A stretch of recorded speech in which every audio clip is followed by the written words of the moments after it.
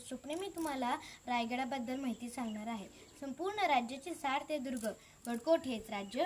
गडकोट म्हणजे राज्याचे मूळ, गडकोट म्हणजे खजिना, गडकोट म्हणजे सैन्याचे मूळ, गडकोट म्हणजे राज्य लक्ष्मी, गडकोट म्हणजे आपले प्राण संरक्षण।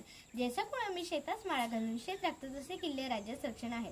तारण वाचनावेस खेळ मारून बळकट करतात तशी राज्यच बळकटी किल्ल्यांची आहे। किल्ल्यांच्या ओघाने औरंगशासारख्याची उमर गुजरून जाईल। नवे जुने 360 किल्ले हजरतीस आहेत। एक एक किल्ला वर्ष लढला तरी 360 वर्ष पाहिजेत असे छत्रपती शिवाजी महाराज म्हणत असे। शिवपर्व काळी हा गड नंदादीप, तनस, राजसीवटा, रायरी अशा नावाने ओळखला जात होता। 12व्या शतकात हा गड एका मराठी पाळेकराच्या ताब्यात होता।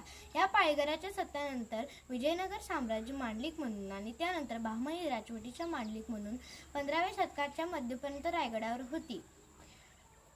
बहामनी राजवटीच्या विभाजनानंतर गडाचा ताबा निजामशाहकडे आला।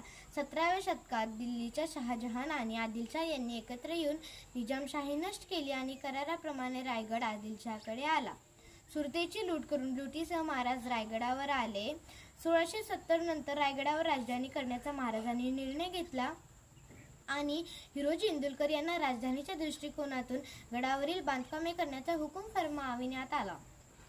6 जून रोजी महाराज सिंहासनाधीष्ठ झाले।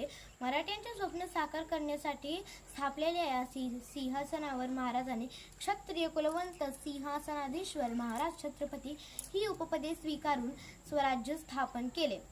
शिवरायांचा राज्याभिषेक पाहणे ही जिजाऊंची तीव्र इच्छा पूर्ण झाली आणि त्यानंतर केवळ 11 दिवसांनी राजमाता जिजाऊ यांनी पाचाड या गावी देहत्याग केला।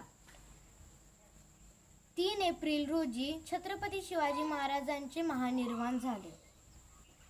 लहानग्या राजारामांना पुढे करून सत्ता काबीज करण्याचा कारभारी मंडळींचा डाव मोडून छत्रपती संभाजी महाराजांनी सत्ता सांभाळली। औरंगजेबाने संभाजी महाराजांना दगाबाजीने पकडले व त्यांची क्रौर्याने हत्या केली। त्यापूर्वीच रायगडावर राजारामांचा राज्याभिषेक करण्यात आला। संभाजी महाराजांच्या मृत्यूनंतर औरंगजेबाने रायगडास वेढा घातला।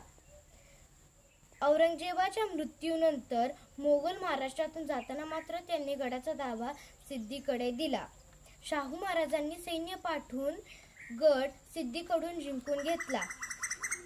गडाची देखरेख पेशव्यांतर्फे केली। नंतर इंग्रजांनी तोफांचा मारा करून गड ताब्यात घेतला व गड ओसाड केला। जगाच्या इतिहासात मराठ्यांचे नाव कायमचे सुवर्ण अक्षरात कोरून ठेवणाऱ्या अशा माझ्या राजाला माझा मानाचा मुजरा।